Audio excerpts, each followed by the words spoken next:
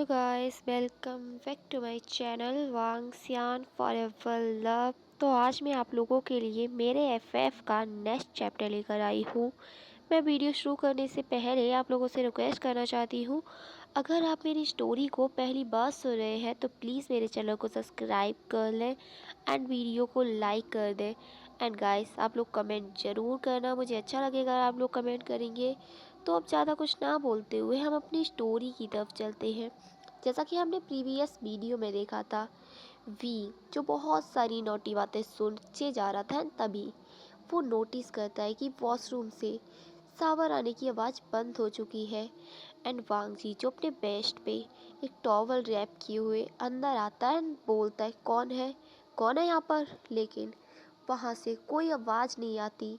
वांग जी जो सोच रहा था कि आखिर कौन होगा उसके रूम में, उसने रूम अंदर से लॉक किया है तो किसी सर्वेंट के आने का तो कोई चांस ही नहीं है।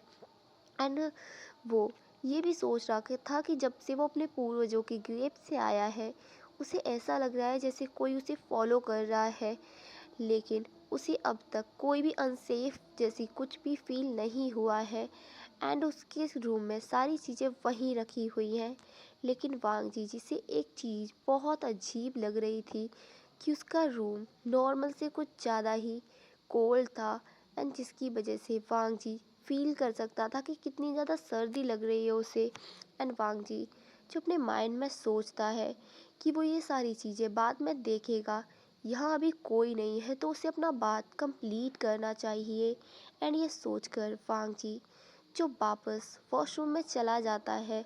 एंड दूसरी तरफ वी जो कि बेड के नीचे छुपा हुआ था, वो पूरी तरीके से रेड हो चुका था एंड उसकी नाक से ब्लड भी आ रहा था क्योंकि उसे इतना ज़्यादा साई फील हो रहा था।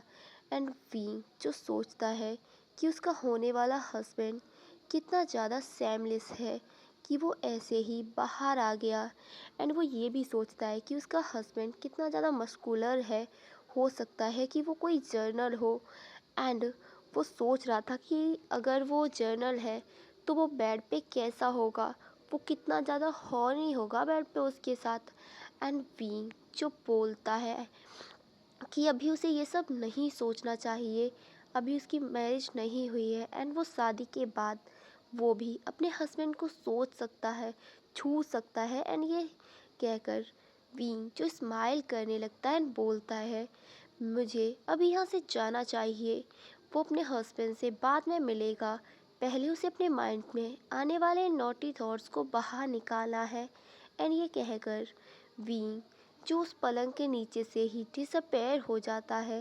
एंड दूसरी तरफ हमारा वांग जी जिसने इस बार बात लेने में कोई ज़्यादा देर नहीं की थी एंड वो जल्दी ही वॉशरूम से बाहर आ गया था। एंड वॉशरूम से आने के बाद वांग जी जो अपने रूम में चेक करता है तो उसे वहाँ कोई नहीं मिलता। लेकिन तभी उसे फर्श पे पड़ी हुई कुछ खून की बूंदें दिखती है। एंड उन्हें देखने के बाद वांग जी सोचता है कि कोई उसके रूम में आया था एंड वो घायल भी हो गया है। लेकिन इसका मतलब ये नहीं है कि वांग जी किसी को भी बिना परमिशन के अपने रूम में आने की इजाज़त देगा। एंड इसीलिए वांग जी जो गुस्से में अपने कज़न ब्रदर के रूम के बाहर जाता है, नॉक करता है। एंड तभी उसका कज़न ब्रदर रूम का डोर ओपन करता है एंड वांग जी से पूछता है, वांग जी कुछ हुआ है, किसी की इतनी हिम्मत कैसे हुई वो तुम्हें गुस्सा दिला सके। एंड ये सुनकर वांग जी जो बोलता है, हाँ हुआ है, कोई मेरे रूम में बिना परमिशन के गया है, लेकिन मैं कंफ्यूज हूँ कि कोई मेरे रूम में कैसे जा सकता है। मैंने डोर अंदर से लॉक किया था, खिड़कियाँ भी अंदर से लॉक थी। क्या उस पर्सन के पास कोई सुपरनेचुरल पावर थी, पर ये कैसे हो सकता है, मैं कंफ्यूज हूँ। एंड वांग जी जो काफ़ी कंफ्यूज साउंड कर रहा था। एंड तभी सिचैन जो बोलते हैं, वांग जी डोंट वरी, चलो मुझे दिखाओ तुमने क्या देखा है। एंड वांग जी एंड सिचैन जो वांग जी के रूम में आते हैं एंड वहाँ आकर देखते हैं तो वांग जी उस ब्लड को सिचैन को दिखाता है। लेकिन सरप्राइजिंग बात यहाँ ये थी कि सिचैन उस ब्लड को नहीं देख पा रहे थे। एंड ये देखने के बाद सिचैन चुप बोलते हैं, ब्रदर मुझे लगता है तुम्हारे पास तुम्हारे ऊपर कोई भूत प्रेत का साया है। मैंने गांव वालों के मुंह से बहुत सारी बुरी स्पिरिट की कहानियां सुनी है, तो तुम किसी ओझा के पास जाना चाहोगे?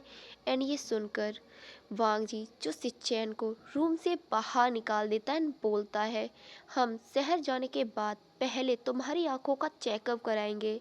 एंड अगर तुमने ये दोबारा वर्ड्स यूज किए ना, तो मैं तुम्हें किसी मेंटल हॉस्पिटल में भर्ती कर दूंगा।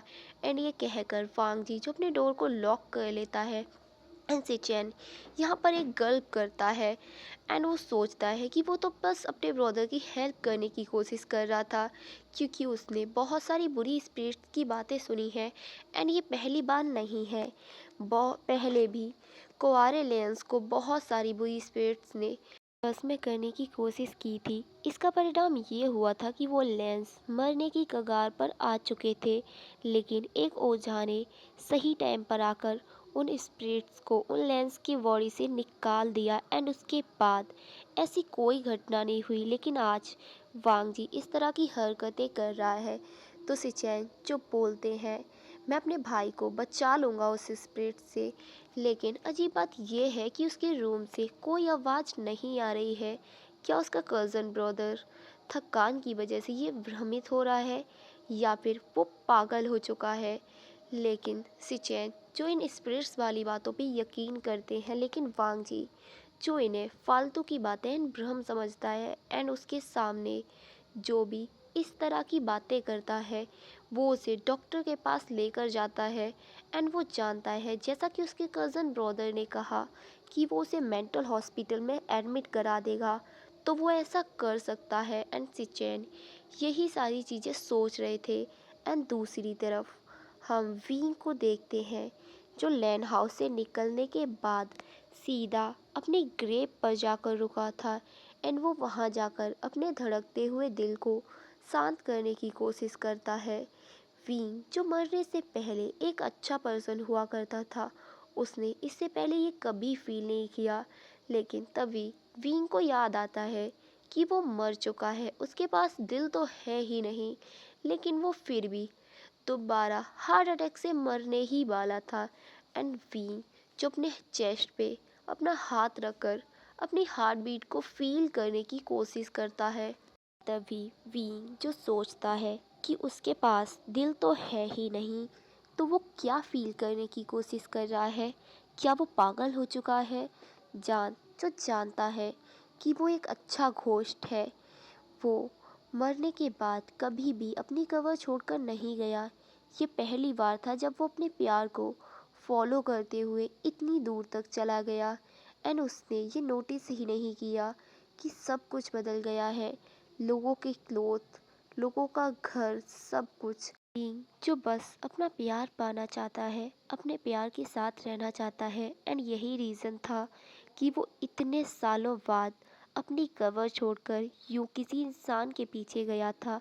एंड तभी वहाँ पर एक अधेड़ उम्र का घोस्ट जो कि टहल रहा था, वो वीन को देखते हुए बोलता है, तुम्हें क्या हुआ है? तुम कहाँ गए थे? एंड तुम्हारी नाक से खून क्यों आ रहा है? ये सुनने के बाद कहीं जाकर वी जो अपने होश में आया, एंड वो उस ओल्ड स्पिरिट को देखकर अपना सर ना में हिलाने लगता है। एंड वो अपना फेस छुपाने की कोशिश कर रहा था। वो बिल्कुल भी नहीं बताना चाहता था कि उसने अपने होने वाले हस्बैंड को बेशर्मी से फॉलो किया है, उसने क्या बेशर्म किया है। एंड उसने अपने होने वाले हस्बैंड को लगभग पूरा ही न्यूड देखा है। एंड ये सोचकर वी जो ब्लश करने लगता है। एंड वो ओल्ड स्पिरिट समझ गई थी कि अभी अभी क्या हुआ होगा। एंड ये सब समझने के बाद वो ओल्ड घोस्ट जो बोलता है, तुम इतने ज़्यादा ब्लश मत करो, तुम्हारे मरने के बाद कोई भी तुम्हारी ग्रेव को क्लीन करने के लिए नहीं आया, किसी ने तुम्हारे लिए सिंपैथी नहीं दिखाई, तो उस लड़के ने वो सब किया, तो तुम उसे प्यार मत समझना, उसने बस सिंपैथी दिखाई थी तुम्हें। तो प्लीज़ तुम ये मत बोलना कि तुम उसे पसंद करने लगे हो। एंड ये सुनने के बाद वी जो अपना मुंह फुलाता है एंड बोलता है, नहीं, वो मुझसे प्यार करता है। अगर वो मुझसे प्यार नहीं करता तो वो मेरी ग्रेप को क्लीन नहीं करता, मेरे लिए प्रे नहीं करता, मेरे लिए धूप नहीं जलाता। एंड वो ऐसा क्यों बोलता है कि मैं इतनी कम उम्र में मर गया। मैं उससे इस तरह हार नहीं मान सकता। मुझे इतनी सालों में पहली बार कोई चीज़ इतनी अट्रैक्टिव सी मिली है, तो मैं इतनी आसानी से उसे नहीं छोड़ सकता हूँ। एंड उसे देखने के बाद मुझे ऐसा लगा कि हम दोनों एक दूसरे के लिए ही बने हैं। एंड मैं उससे एक अटैचमेंट फील करता हूँ। कोशिश किए बिना ही हार नहीं मान सकता। एंड ये सुनने के बाद उस ओल्ड घोस्ट ने अपना सर ना में हिलाते हुए कहा, तुम ऐसा नहीं कर सकते। तुम्हें पता है ना, एक ह्यूमन और घोस्ट के बीच कोई रिलेशन नहीं हो सकता। तुम हम सबसे पहले यहाँ हो, लेकिन फिर भी तुमने अपनी बाकी की 6 स्पिरिट्स को नहीं खोज पाया, ना ही तुमने कोई रीबर्थ लिया है। कहीं तुमने मरने से पहले कोई बुरा काम तो नहीं किया ना, जिसकी वजह से तुम यहीं फंस गए हो। एंड ये सुनने के बाद वी जो अपना मुंह बनाते हुए कहता है, यू ओल्ड मैन, मैंने कोई बुरा काम नहीं किया। हालांकि मुझे याद नहीं है कि मेरी डेथ कैसे हुई थी, लेकिन मैं अपना नाम जानता हूँ। एंड ये कहने के बाद वी जिसने गर्व से अपना सीना चौड़ा किया। एंड ये सुनने के बाद वो घोस्ट जो वहाँ से चला जाता है। एंड वी जो स्माइल करते हुए बोलता है, यू जेलस घोस्ट, तुम जेलस हो कि मेरे पास इतना हैंडसम हस्बैंड है एंड उसने मेरे साथ कोई सिंपैथी नहीं दिखाई, वो भी मुझे लाइक करता है। एंड ये सोचकर वी जो स्माइल करने लगता है एंड वो अपनी नोज़ से उस ब्लड को क्लीन करता है। एंड ब्लड क्लीन करने के बाद वी जो और ज़्यादा हैंडसम दिखने लगा था, आई मीन ब्यूटीफुल दिखने लगा था। एंड वी जो अपने हाथ पे किस करता है एंड फिर अपने लिप्स पे छुपाता है। एंड फिर वो स्माइल करने लगता है एंड बोलता है, अगर कोई आकर मुझे खुद से शादी करने को कहेगा तो मैं डेफिनेटली कर लूँगा, लेकिन अभी मैं अपने हस्बैंड से शादी करना चाहता हूँ। उसने मेरे लिए मोमबत्ती जलाई, सिंपैथी दिखाई, तो मैं भी उसे पे बैक करूँगा। मैं उससे मैरिज करूँगा एंड उसके साथ रहूँगा एंड यही पे बैक होगा। एंड ये कहकर वी जो स्माइल करने लगता है एंड खुद को रेडी करने लगता है वांगजी के मिलने के लिए। एंड गाइस, इसी के साथ ये वाला चैप्टर ख़त्म होता है। मिलते हैं नेक्स्ट वीडियो में। तो मैं स्टोरी ख़त्म करने से पहले कहूँगी, प्लीज़ आप लोग कमेंट ज़रूर करना। मुझे अच्छा लगता है जब आप लोग कमेंट करते हो, तो प्लीज़ आप लोग कमेंट ज़रूर करना। एंड बाय बाय फ्रेंड्स, मिलेंगे नेक्स्ट वीडियो में। Good night.